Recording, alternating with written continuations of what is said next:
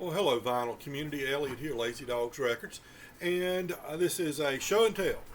Michael Fremer's favorite type of vinyl community video, the show and tell, and one of the favorites among all vinyl lovers. And I've got some, it's a little this and that. I've got some new records to show you. I've got a couple of books to share with you, and a bunch of used records that I was able to pick up. Mishmash of a little bit of rock and roll, but mostly jazz and bluegrass. So here we'll go. First, the new records. This is one that was recommended to me by some folks in the Hoffman forums in the bluegrass thread, Kitchen Dwellers. And this is called Wise River, as you see here. And beautiful scenery. They're from Montana, I do believe. And really like that one. Take that away. Okay. It's a single. It's in a double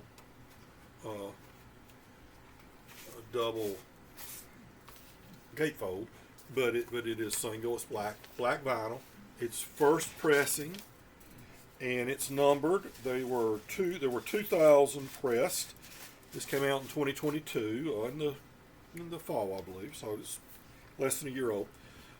This is pressing number 1514 out of 1,514 out of 2,000. Just got it on Amazon for a good price. I mean, they're running $22 or $23 for it. What kind of band is this? This is a kind of a jam grass. Not pure bluegrass, but a bluegrass adjacent band, I guess you would say. First pressing, hand numbered, Wise River. It's called The Kitchen Dwellers. Listened to it a couple of times. I kind of like it, but it's not overwhelming me. I'll put it that way. But it was worth the blind buy at $22 based on a recommendation. And I don't believe I've shown this one. I picked this double album up a while back. Again, Jamgrass. This is Green Sky Bluegrass, Stress Dreams. I like this one better than I did so far with the Kitchen Dwellers. And this is their COVID-19 album. Everybody did a COVID-19 album. And I like this. Again, this is not straight ahead bluegrass. This is jamgrass, bluegrass adjacent. You're going to hear some instruments in here that normally fit, and they're not going to use the same normal structure we'll normally hear in a bluegrass setup. But I like this one better than I did so far, the Kitchen Dwellers. Green Sky Boys. And it's a double LP on 180 gram vinyl with gatefold jacket and poster insert. And it features some singles. But how does anybody have singles these days? I guess you just release them as a digital release or something like that. And then an old album that was recently repressed, a 2022 repressing of Sonny Rollins, Saxophone Colossus. And this is a Analog Productions album, and this was really good. Bought it sealed. These things go for about $50. Maybe you can get one for $45. Originally, of course, it was a prestige release, and they go for about $50. But I was able to pick it up new, sealed, for significantly less than that. Somebody had multiple copies, and they just didn't want to keep both of them. So I was more than happy to take that off their hands. Now, this has got Max Roach on drums, Sonny Rollins, of course, tenor sax, Tommy Flanagan, who I've really started enjoying Tommy Flanagan as he's come up on different albums, so much so that I picked up some of his where he was the primary performer on. Doug Watkins on the bass. Moratot, I believe, is first song on, or first instrumental, they're all instrumentals of course, on side 2, and that uses the melody for Mac the Knife in it. I thought was very interesting. The Jazz Bums, I was showing this on the Jazz Bum stream a few weeks ago, and they were saying that that was kind of Sonny Rollins' starting off point in a lot of his live performances. He would start playing that and you know, just meander his way through that, and you know, merge into some other different things. So those are three new releases I picked up.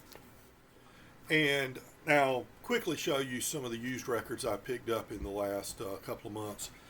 First one, I'll show you Fiddle Fever on Flying Fish, Waltz of the Wind. I've already had their first album. This is their second of the 2 albums that they did as a group, featuring obviously the Chester's shaking. Stop shaking that, Chester, making the camera shake. Featuring sometimes one, but usually 2 or more violins in there, and a Shogun Farewell. I imagine a whole lot of you are familiar with that. That's one of the main reasons I bought this album, because my daughter used to play a Shogun, and maybe she still will when she gets her violin out. Farewell. The original is on here, and it is let's see, I believe Jay Uger is the main fiddler. Of course, Russ Baringberg on guitar and fiddle, and Matt Gleason on the fiddle and piano, and Molly Mason on vocals, bass, and guitar. Evan Stover on fiddle and viola. So they use viola, not viola, viola. They use fiddles galore on these albums. Great stuff. And a Shogun Farewell. If you're not familiar with that, it was used as theme music on Ken Burns' Civil War documentary series, and it's become a very popular tune to play among violinists of all types. Okay, what's going on? Marvin Gaye. What can you say about this one? This is a 2012 release that I picked up used. Very pleased to get that. I have a copy of What's Going On, but not in that good a shape. And I did a video on Tommy Gerald and the round peak sound of old time music. And Tommy, primarily a fiddler, but this is Tommy Gerald's banjo album. Come and Go With Me banjo album. Tommy Gerald on County. If you like old time, not bluegrass, old time string band music, fiddle, then this is it. And I urge you to watch my Tommy Gerald video if you get a chance. Nobody watches it because nobody's that interested in the vinyl community with old time string band music, but somebody out there might. So it's out there. Eddie Adcock and Talk of the Town, the acoustic collection on CMH Records from, I believe, '84. His wife and one other member in there make up the Talk of the Town, and this was from 1988. I also got this one. Everybody needs this in their collection, and I felt I had to go ahead and get it. I hadn't gotten it yet until just now. The Charlie Brown Christmas album from Rob, my buddy Rob out in L.A., Waxed. Picked this up from him. Really, Tony Joe White, Black and White. I almost said Billy Joe Shaver. Tony Joe White's debut album, Black and White, featuring, of course, Polk Salad Annie, which Elvis had a huge hit with. That's on Monument from 1969. Just so glad I was able to pick that up. The Johnson Mountain Boys. Love, one of the great traditional, when you listen to a Johnson Mountain Boys album, you're listening to real, pure bluegrass. And from 1988, Requests. And the concept of this was, when they were playing shows for about 6 months, they had a postcard at their merch table and said, if you want to suggest a song to include on our next album, make the request here, send them in. They got a bunch of requests, and they went through them and selected which songs they would do on this album. And then if more than one person suggested a particular song, they drew a name from that list of people. So if 10 people suggested, for instance, Standing in the Need of Prayer, great song, then they pulled names. 10 people, they pulled out of that 10, and Susan Shackelford was the person who gets recognized on the album as suggesting that song. And then, I haven't played this one yet. Johnson Mountain Boys, I've got it cleaned up, but I haven't played it. Let the Whole World Talk. Johnson Mountain Boys, love it. Dudley Connell is the guitarist and leader of Johnson Mountain Boys. But Eddie Stubbs, who is the voice of the Opry, or at least he was for a long time, he plays the fiddle on here. And Marshall Wilburn on the bass, Eddie Ferris on bass also, Richard Underwood playing the banjo and vocals, and David McLaughlin on the mandolin and fiddle and vocals. Then we get into a little jazz. Again, I mentioned Tommy Flanagan earlier. This is a latter day, late 70s, I believe, album by him, 1978, yep.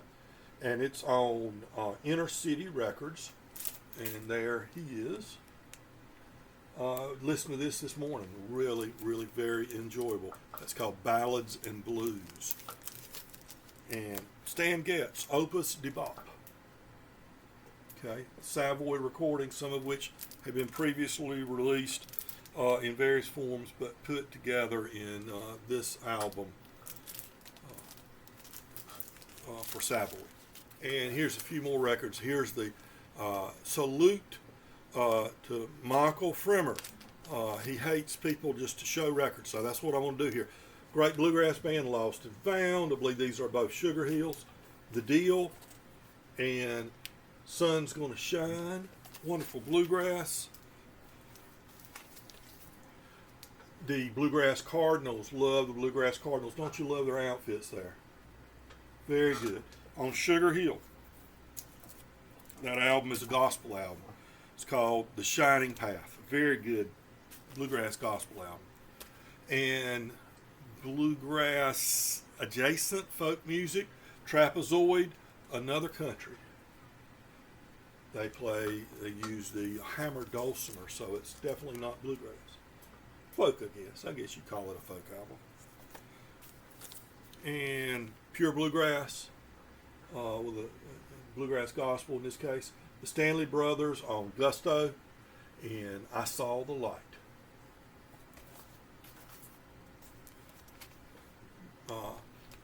Byron Berlin, Dan Crary, and John Hickman did several albums together as a group and toured a lot. Excellent, excellent bluegrass from Sugar Hill Records from 1981, I believe that one is.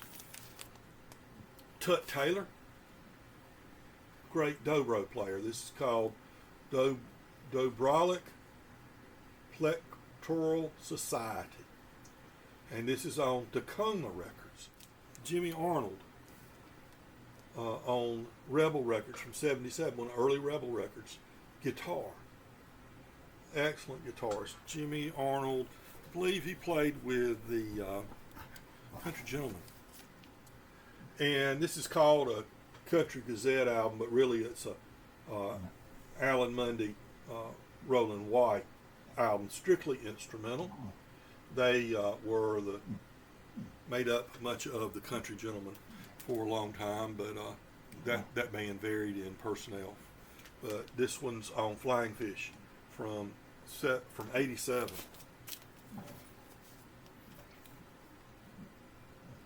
Lou Donaldson, Sweet Lou. This is a 70s album. I haven't listened to this one yet. I think he got kind of smooth in the 70s. We'll see. Looking forward to it. I really like his earlier work. I know that. Ravi Shankar, Portrait of Genius. So we get a little Indian music here. And this is on World Pacific Records.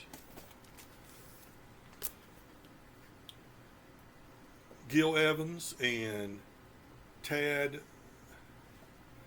Dameron Dameron, I guess. This is a twofer on, what label is this on? I forget. Prestige. No, Prestige twofer. Great arrangers. Jazz arrangers. Jerry Milligan's New Sextet, Idle Gossip. I love that album cover. Idle Gossip from '76. Sweet Lester Young. Lester Young, Prez at his very best, 1965. Looking forward to listening to this jazz album. And this is on Trip. Yep, Trip Jazz label. Some rock. Okay, had to have a little bit of rock. Kinks, Kingdom. See how this one turns out. It's in kind of rough shape. Picked this up at a Flipper's warehouse. And also got the Kinks' Greatest, Celluloid Heroes. We'll see how that one is. And Clifford Brown. Everybody loves Clifford Brown. This one is called Jazz Immortal, and it's on Pacific Jazz. And Eddie Lockjaw Davis with the Tommy Flanagan Trio. Again, I keep mentioning Tommy Flanagan. And this is not for sale. It's a demonstration only record. And this is on Pablo from 1976. Straight Ahead, this is called. So those are some mainly bluegrass, folk jazz with a little bit of rock and roll thrown in there. And finally, a couple of books I'll share with you. Music-related books. Satchmo, The Genius of Louis Armstrong. Picked this up for $5 plus shipping on from, I don't know, some book, used book place. Gary Giddens. Somebody had recommended that author. He and another person wrote a book. I believe it was Charlie that recommended it. They had written a textbook on jazz, called Jazz, and I tried to find it. I was going to read it, but it was like, it's real expensive. And so I found this as something else he wrote. And it's not a long read. It's 150, 180 pages, something like that. So about 180 pages. So I'm looking forward to reading that once I finish a couple other books. And this is a book I put together myself. No, not really. But there's an online book about record cleaning. And I know a lot of people hate the topic of record cleaning. Me, I find it fascinating. I enjoy cleaning records some of the time. Sometimes I find it tedious. But I like to do it right, and I feel like I'm really good at it.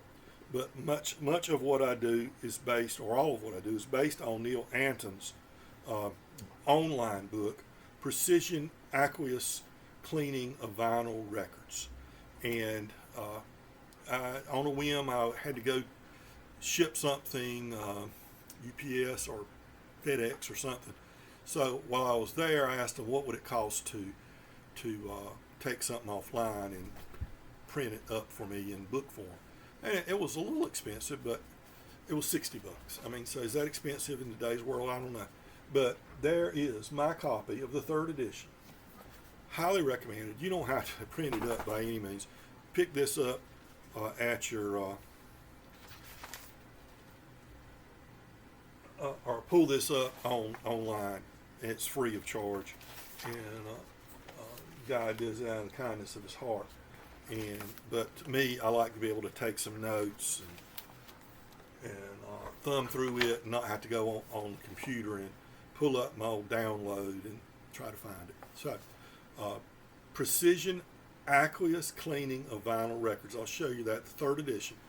I'll show you that title again, because if you're interested in cleaning your records the best way you possibly can, he doesn't give you one way to do it. He gives you all kinds of options, using the best techniques, whatever option you choose. That's what he does, really. So whether you're using a Humming Guru or a $5,000 ultrasonic, or you're doing it in the sink, or anything in between, and I'm in between. I do mine primarily manually. Don't use an ultrasonic or anything. If you base your strategy for doing it on this book, you will come out with some really well-cleaned records that will sound great on your turntable, if at all possible. So that's a little of this, a little of that, show and tell for you in early March, I guess it is. So this was my winter edition of show and tell. I hope everybody's doing great. It's a whole lot easier to be kind to somebody than it is to be mean. So remember, be kind to your neighbors, because we're all neighbors, okay? Take care.